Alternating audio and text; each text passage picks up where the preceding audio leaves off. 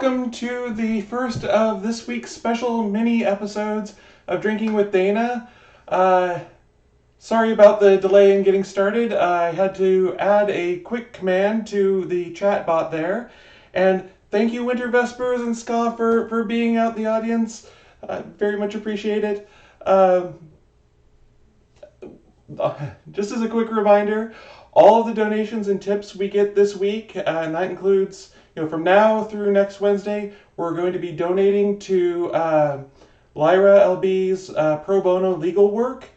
She is a lawyer in Atlanta, and she helps basically people who need it. I think that's the best way to put it. She's a trans woman who is a pillar of our community. I really appreciate her being out there. Incredibly funny, smart woman, and who really needs our support to help people out. So I'm going to type a quick command here so you can see.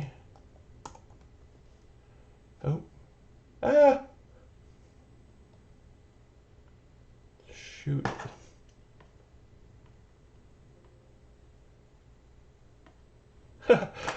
It was appropriate that it landed on that.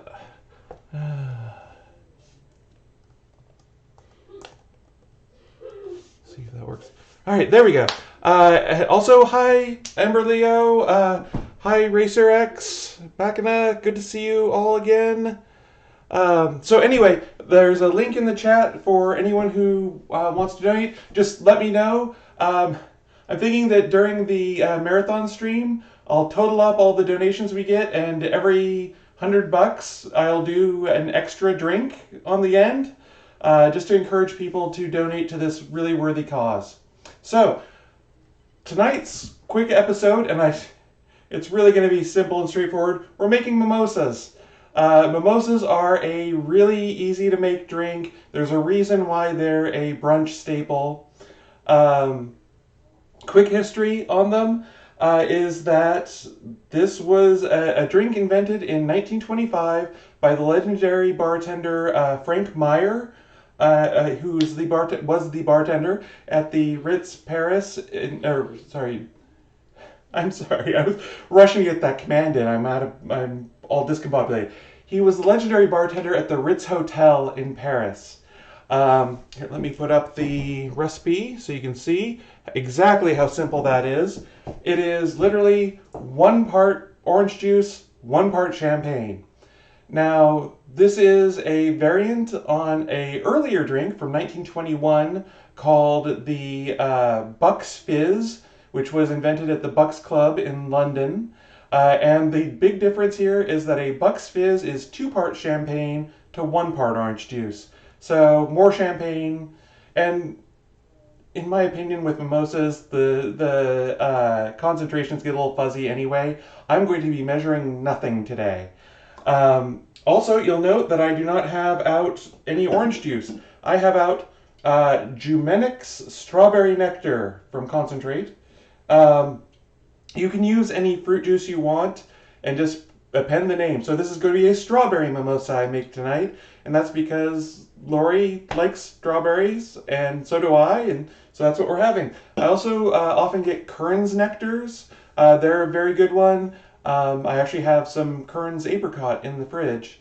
I like their peach as well. I've never had the guava, but it's supposedly good. But really, the only orange juice, or the only juice that I would stay away from with this is maybe pineapple juice. So I think it might be a little too astringent, but try it out. See if it works. So, Tanya Marie, I'm glad you can make it. Hi. You joined us on one of the shortest episodes that we're doing this year. Well, and there's not much year left, but really. Okay. I use these little tiny bottles of champagne. This is Cook's. Other brands are available because, again, they have very little waste to them. One of these will make about 4 mimosas, and they've got a little screw-on cap, so you can just screw that back on, stick it back in the fridge, and it keeps it from losing all of its bubbles. And I'm going to actually shake up this because it's not carbonated. Uh, and literally all you do is into your glass, pour about halfway with juice, and then halfway with champagne. Again, you can adjust things to taste. If it tastes a little too much like champagne for you, add a little more fruit juice. If it tastes a little more like fruit juice, add some more champagne. And these two here are going to last us, I think I think I figured out the ratio at one point. It's 2 bottles of champagne to 1 can of the fruit juice. But, if you're using a big carton, whatever. Anyway, cheers.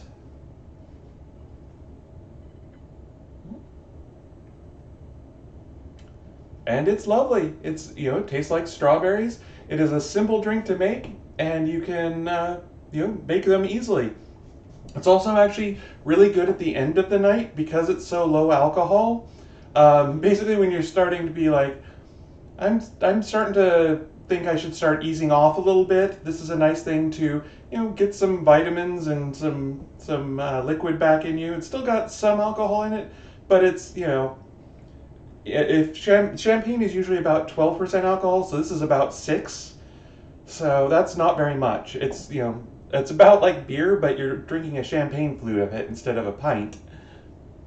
Uh, so Ember Leo says it's the homemade Hansons of cocktails. I'm not sure what that refers to, but it's a very easy drink. And the nice thing is you can just keep a can of each, or a can in a bottle, or however you want to do it, on hand. And then whenever you want a simple, easy cocktail, it's ready to go. I mean, all you have to do is pour the two things together, and you're ready. Embroglio clarifies saying soda water and juice. I grew up calling orange juice with soda water homemade Hansons. Oh, okay. That makes sense. Anyway, so that's it. Tanya Marie says, I love mimosas. It's a brunch beverage. It absolutely is. These are just great in the morning.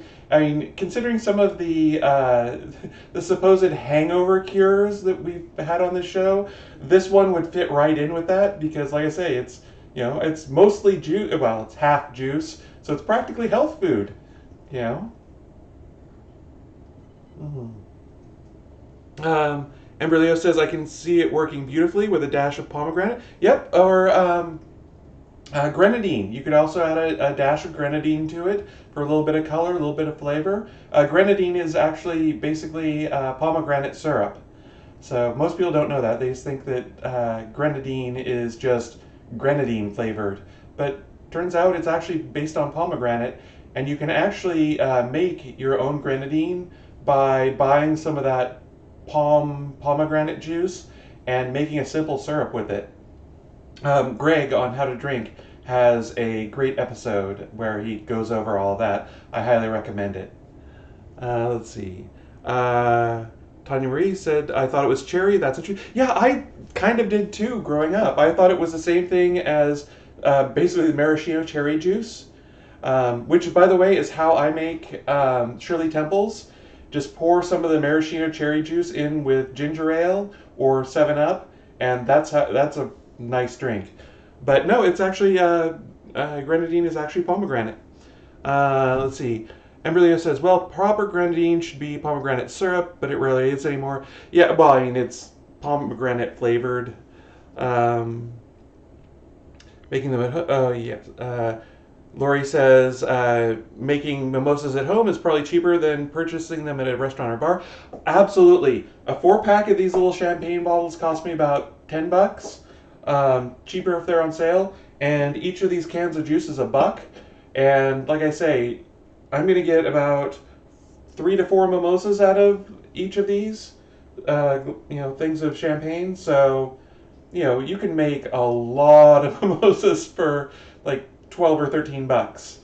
So, and Tiny Marie says, well, sure, but if you're out at brunch anyway, and that is a good point, because the best cocktail is the cocktail you don't have to make yourself. But to be honest, these are pretty darn good and pretty easy to make, even if you do make them yourself. So, Ember Leo says, "How horrible would it be to use bubbly water, white wine, and juice?" Um, I would think that would throw the flavor off a bit. White wine is. It depends which white wine you use. I could see using like a Pinot Grigio or something like that. That's a little more sort of sour, not sour, like Granny Smith apple flavor. That kind of flavor to it. You wouldn't want to use a Chardonnay necessarily. And I think that adding in the bubbly water um, might, I think it would dilute it down a bit. All right, everything's scrolling. Everyone's having a great conversation. Um, Tanya Marie's going to have brunch at home. Just take advantage of this. Emberlio saying that she has several bottles of rosé. Um, so actually, the thing to do, uh, let's see, the thing to do with rosé, I would think, is to make a sangria out of it. That would be really nice. And hit me, Ember Leo's on Discord with me. Hit me up. I will get you a recipe for that. But there's also a billion of them online. Basically, just add fruit and maybe a little Kirschwasser or brandy to it. Mostly, it's just wine with fruit in it. And maybe a little sugar. I'll send you a recipe. Um, all right, there's a linguistic. All right, I have a very small chat window, and you folks are being lovely and lively today, and this is fantastic. It makes me sad that this is the only thing I'm going to make right now. I figured we'd be done by now. I'm amazed you all are here. Maybe I should switch the show to Friday nights or Saturday nights. I would think that folks would all be too busy. Um, all right. Uh, Racer X Machina says that she has a bomb recipe for sangria. Excellent. And the rosé is from Ember Leo's family's grapes, so she doesn't want to just leave it sitting, but she's not much for wine. Yes, sangria is the way to go. Absolutely. Then yeah, that is would be nice. Yeah, and we'll see if we get Racer X Machina's recipe to you. Otherwise, well, the one I have is for red wine, but you can adapt it to rosé. So, all right. I hate to say it with everyone here. I thank you all for showing up. I very much appreciate it. Um, that's all I've got. There's a. All right. No, I'm just gonna keep this going. My dinner's over there getting cold, but I don't care. I like hanging out with all of you folks.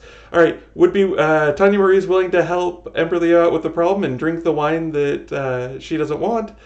Racer X Machina says sangria's purpose is to make unpalatable wine good. It makes great wine amazing. I absolutely agree with that.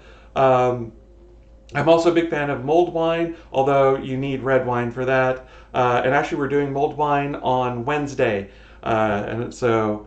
But mulled wine is the winter's counterpart to summer's sangria, in my opinion. Although sangria is amazing anytime. Mulled wine, maybe. Ska says, "I love this show. Thank you, thank you. I really appreciate you all being here. As you know, you've been here since the beginning, Ska. You've been a big supporter. I really appreciate you being here." Let's see. Emilio says more options with how to make wine more interesting would be very welcome. There are a lot. Well, there are a lot of wine cocktails out there. I normally don't get into them because I like wine on its own. The only two I really do is sangria in the summer and, like I say, mulled wine in the winter. But I can look into that, and I'll see. Maybe we'll try out some more on the show. Emberlio says that mulled wine she does know. That's yes, good. And like I say, sangria is a classic. And sangria is a great recipe or a great drink in that it's whatever fruit is in season is what you use. So it almost automatically fits the season. If you have it with, rosé with apples and grapes and such in the fall, it fits. If you have it earlier on with strawberries and raspberries in the spring and summer, it's fantastic. Um, yeah, exactly. With all the stone fruit, peaches and apricot. Well, actually, have I had apricots in there? I know you can have peaches in there, and it's fantastic. And you can do it with any kind of wine. Peaches and such are often associated with white sangria, although I imagine you could probably use it in a rosé. Reds, you normally have more like cherries and all the things my mind is blanking on right now because I haven't had enough mimosa. Mm. Plums. Plums are often with red. Yes, absolutely. And I think that's just because of the color. Yeah, basically, you to some degree you do match the color of the fruit, of the flesh of the fruit, with the type of wine, and it's just how the flavors kind of go. With white wine, you'd match apples, and things like that. Lighter colored fruit. With as you get into rosés, you start working in a few of the darker colored fruit, and by the time you get to red wine, you want plums and cherries and maybe strawberries, but red fleshed fruit. So, all right, we're rapidly running out of my knowledge of wine cocktails that aren't champagne cocktails. Um, so I am going to bid everyone adieu, and I will see you tomorrow night, 6 p.m., same time, same me, different drink. Actually, we're doing blue cheese chips, which is it's a 2 ingredient snack. You can make it in 3 minutes.